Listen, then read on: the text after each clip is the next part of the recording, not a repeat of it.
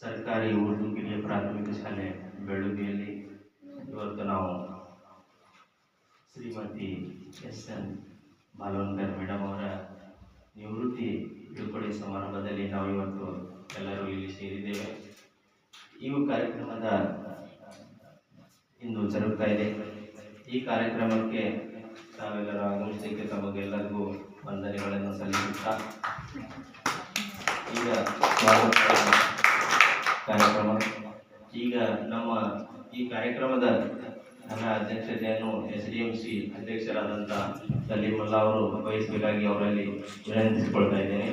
ಹಾಗೆ ಅವರಿಗೆ ಹೂವಿನ ಹಾರ ಹಾಕಿ ಸನ್ಮಾನ ಮಾಡಬೇಕಂತ ನಮ್ಮ ಜಾಧವ್ ಸರಲ್ಲಿ ವಿನಂತಿಸಿಕೊಳ್ತಾ ಇದ್ದೇನೆ.